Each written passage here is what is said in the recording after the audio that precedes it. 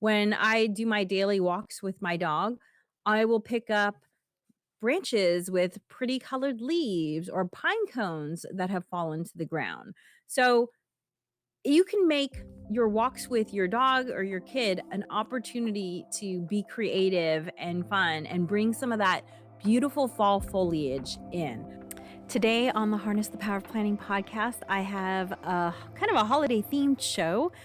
In part one, I talk about how to use planning to make holiday meal planning less stressful and more fun on this podcast episode starting now. Hey, hey, hey, it is Thursday and I am here. It's Alegre with Beyond Your Wildest Dreams, and there might be background noise because stuff has been happening around my house. And so I'm going to try going live. We'll see how this goes. This might not work out well. So anyway, happy Thursday. As always, I am here to talk about how you as a working mom, working parent, caregiver can prioritize yourself and your goals by harnessing the power of planning. And today I have two holiday themed topics.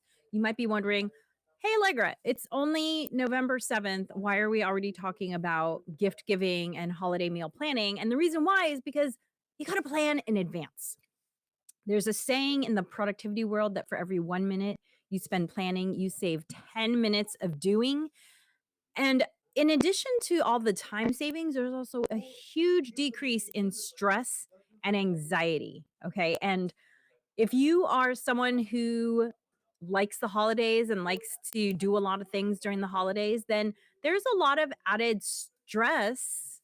It could be eustress. New word of the day there, eustress, EUSTRESS. Eustress is actually considered positive stress. So stress that you might enjoy. So maybe it is eustress, which is, kind of lights a fire under you and gets you excited, but it's still a mental load. And my goal is to help you enjoy the holidays for yourself, not just enjoy doing it for others, but for you to enjoy it for yourself. And the way you do that is through planning. So, I have two topics for you today. The first one, we're going to talk about holiday meal planning. And the second one, we're going to talk about gift giving. And so, if you celebrate, I mean, we all celebrate holiday meals. It might not be this time of the year, but the same information is relevant whether you're planning a holiday meal in for Lunar New Year, for Nowruz, for Easter, for whatever holiday meal you might be planning. The strategies are still going to be the same. So let's start with holiday meal planning. Oh, by the way, I know I usually do some chit chat, but unless you want to hear me talk about electrical panels, that is what's going on in my mind right now. So instead, I'm going to talk about these two topics rather than doing chit chat. And as always, if you comment in the chat, I can see it and am happy if you have any questions to answer them. So, holiday meal planning. Again, this is all about reducing stress and anxiety for you.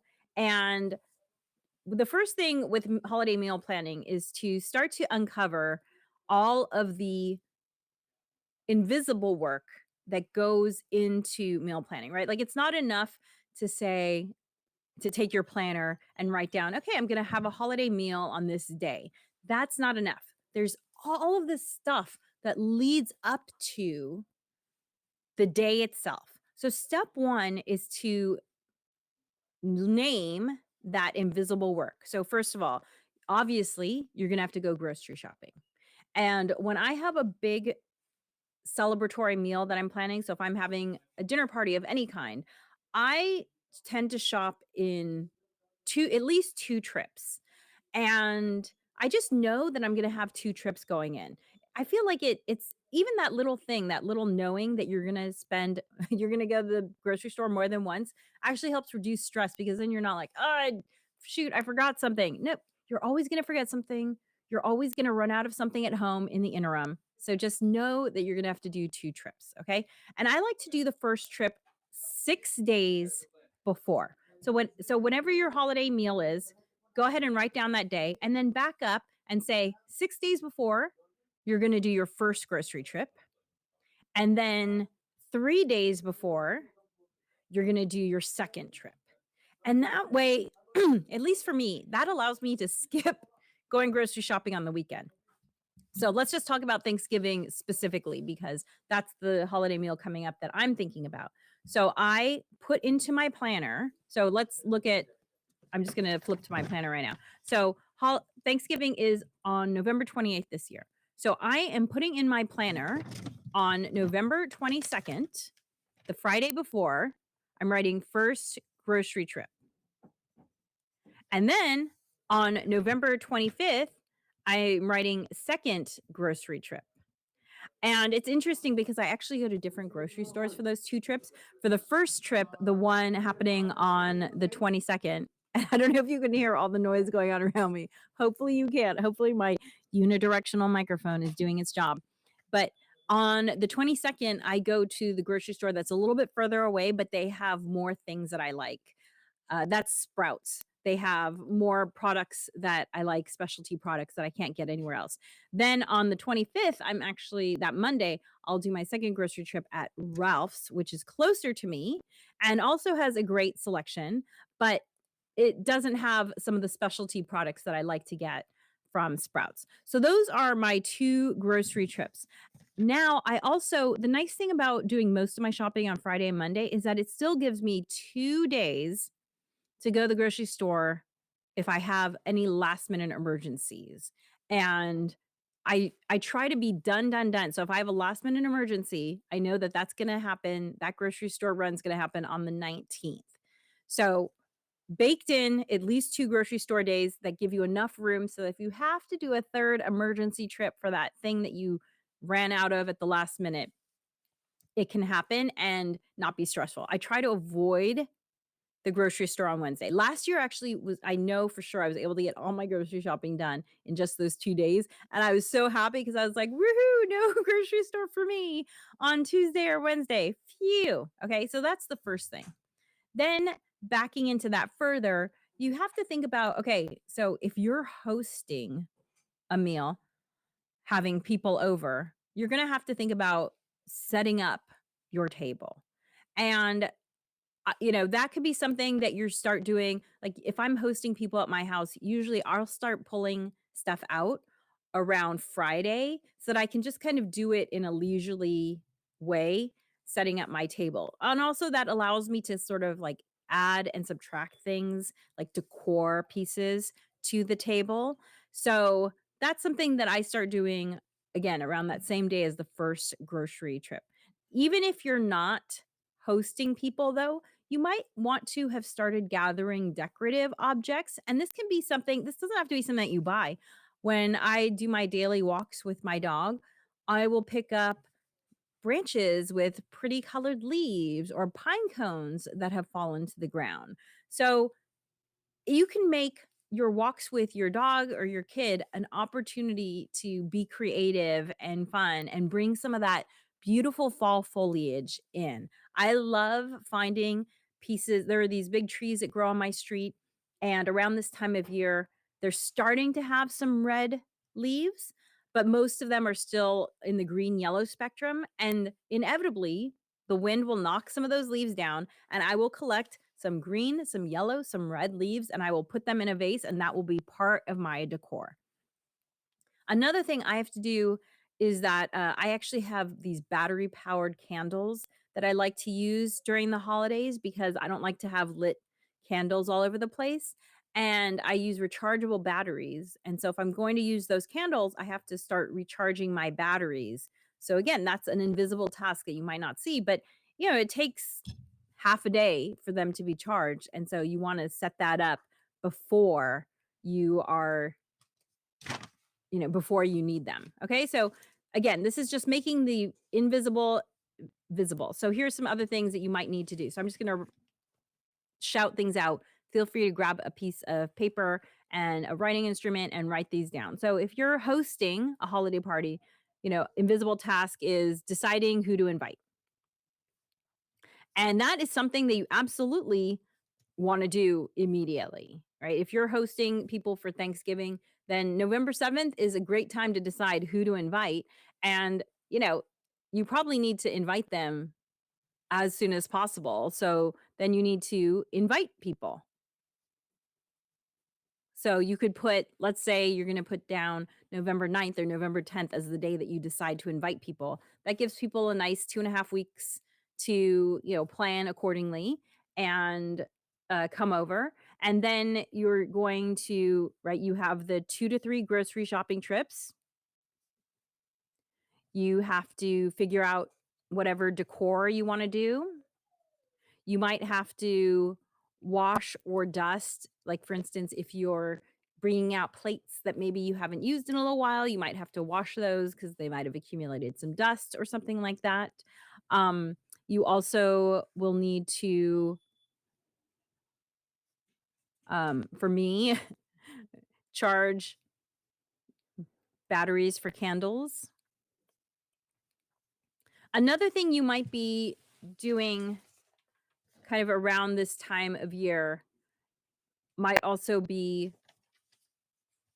and this is kind of related to the holiday meal planning and kind of not, but you might also be thinking about doing any sort of photographs for seasonal cards that you might be sending out. And sometimes the reason why I say it might be related to the holiday meal is because a lot of times what my family does is, because that's the day when we are all together with our extended family, we will see if we can get in touch with a photographer who's able to swing by and take photographs of us. And if not the day of Thanksgiving, it might be the day before, the day after, because the family's kind of gathered. So that's why I say that it might be related to holiday meal planning. And so yeah, if everyone's together, get a family portrait taken. Okay. And then the next thing you're thinking about when it comes to the holiday meal is the order of making things. So I like to prepare things, in advance as much as possible. So, for instance, if I have time the weekend before Thanksgiving, I actually might do some cookie baking, because cookies have a good shelf life. They can sit in an airtight container and they're still delicious. So that just kind of breaks it up. And then Wednesday morning, I will actually start doing things like boiling potatoes, because I like to make twice, I guess, twice cooked potatoes. So first I boil them, then I mash them and bake them. And so on Wednesday, I will actually boil the potatoes. I will then mash them and season them and put cheese across the top, and then I'll cover it and put it in the fridge. So it's essentially, it just needs to be baked, but I make it the day before. And then I will also make the popover batter.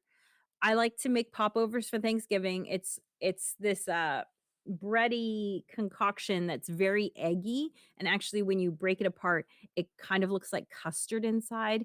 In England, they actually have a similar type of bread that is called, oh, I'm going to blank on the name now. Does anyone know what it is? Oh, Yorkshire pudding. Yes, Yorkshire pudding. So Yorkshire pudding is very similar to a popover, except Yorkshire pudding, they actually will use like suet, which is, I guess, like some leftover parts of like roast beef and the fat and stuff like that. They'll use that, so it'll be a savory bread. So I love popovers. They're so rich. They have so much butter and milk and egg in them that I reserve them for the holidays. And so, but I make the popover batter the day before, because actually I feel like the popovers turn out better when the batter has a chance to sit overnight. So I make that the night before, and then it sits in the fridge overnight. And then, so the cookies are made, the potatoes are made, the popover batter is made. That just leaves you to, the following day making whatever your main course is, and then whatever vegetable side dishes are, because like you want your vegetables to be as fresh as possible. So I try not to, cut them or prepare them in any sort of way until the day of. But then on Thursday, what I do is I get up, I start cooking popovers, and then I also make whatever my main dish is going to be, and the side dish in terms of the vegetables. And it just makes it so much easier to break up your cooking a little bit, right? So baking done, cookies done on Saturday, potatoes and popover batter done on Wednesday, and then on Thursday, you just start kind of assembling everything. And that's how I really make it so that Thanksgiving feels very fun and calm and not stressful for me. I also do store buy some things. I usually store buy like the cranberry dressing and oh, I forgot that I also like to make sweet potatoes, and those I will bake the Wednesday before, and then I will assemble them, whether I'm putting marshmallows on them or not putting marshmallows on them, that will happen on Thursday. And then I actually don't make pie for Thanksgiving because an aunt of mine who always comes to Thanksgiving dinner always makes pie, but that would be something where you could prepare the filling on Wednesday and then you could just bake it on Thursday so it's fresh. Or you could bake the whole pie on Wednesday. I actually prefer pumpkin pie that's cold. So you might want to bake it on Wednesday and let it sit in the fridge. I feel like the flavors also really develop nicely in a pumpkin pie when it sits overnight. So that could be something that you do on Wednesday. And I actually will say I have this paper here that says Monday, Tuesday, Wednesday, Thursday, Friday.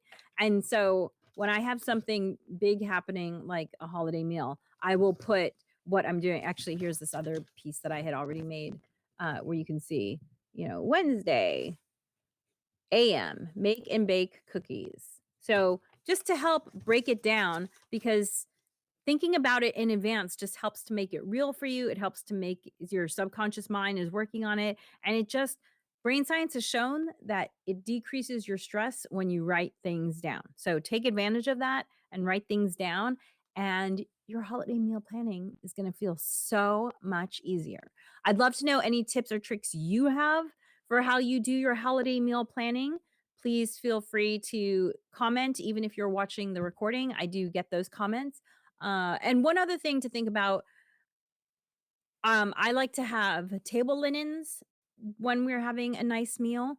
And my table linens all when I wash them, I starch them, and then I hang them up to dry in, kind of folded a little bit. And so when they dry in that nice starched condition. And so I don't have to wash those in advance. But the nice thing about starching your linens, and when I starch my linens, what I do is I wash them and then I put them through an extra rinse cycle and I just put in a couple tablespoons of cornstarch and let it run through the rinse cycle. And that way it permeates the fibers. And the nice thing about that is not only will it give you a nice flat tablecloth if it dries properly, if it doesn't dry properly, you can iron it and you'll have a nice flat tablecloth. But the great thing about it is that the starch actually provides an extra layer of protection against staining. So that way, when you go to wash your tablecloth after the meal, it's actually easier to wash. So, little tip there. So, you might want to prepare if you're going to use tablecloth or napkins or anything like that, you might want to run them through the rinse cycle of your washer with, 2 to 3 tablespoons of cornstarch, depending on how full the washer is when you run it.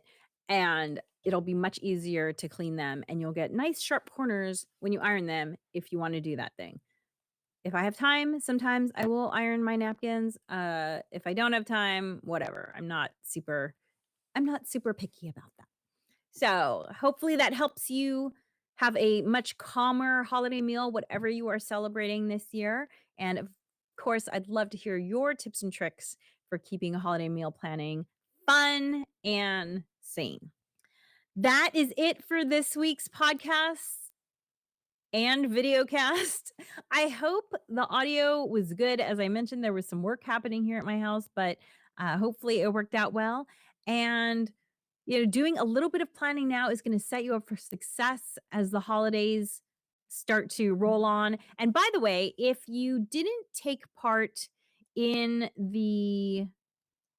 holiday, the holiday planning, we wrote this book called Rock Your Holidays: 3 Simple Steps to Having Fun While Getting Things Done. This is a comprehensive workbook. It'll take you about 45 minutes to go through it, and you will have a holiday plan. So, we did the workshop back in October. You can do it at your own pace by getting this book, this work. It's actually a workbook. So, as you learn, you're going to actually do it. You can also, if you prefer to learn by video, if you go to bywdreams.com, at the very top, if you click on at the very top, it says, "Are you ready for more fun and less stress this holiday season? Go here." We have a recorded 1-hour workshop that costs $11. So you can get that. Hold on, I can pop up the URL for that here. It is bywdreams.mailerpage.com/rockyourholidays. But again, as I mentioned, if you just go to bywdreams.com and it's right at the very top, rock are you ready for more fun and less stress this holiday season? Go here. Just click on that and you will go to the page where you can buy the $11 video class. So if you want to follow along on video, it's only $11. You can get that at bywdreams.mailerpage.com/rockyourholidays. Also, if you are interested in 2025 in really harnessing the power of planning, the wait list for our Harness the Power of Planning course is open, and you can find that at bywdreams.mailerpage.com/HPOP. That stands for Harness the Power of Planning. So mostly the same URL as the last one, except instead of Rock Your Holidays, it is HPOP. And you can sign up for our free waitlist there. We have not picked a day yet for the Harness the Power of Planning workshop, but it is a 2-day workshop. It costs $37. 2 days, 45 minutes each day, $37. If you go to that page, the bywdreams.mailerpage.com/HPOP, you will see exactly how HPOP is laid out. And so if you want to sign up for the wait list, it's totally free, but something to think about for 2025 if you're ready to, level up with your productivity, level up with your life design, level up with prioritizing yourself and your goals. Harness the Power of Planning. The course is the way to do it. Thank you so much for joining me. I will see you next week. And as always, dream wild, wild dreamers. Thanks for joining us for the Harness the Power of Planning podcast. Be sure to like and subscribe wherever you listen.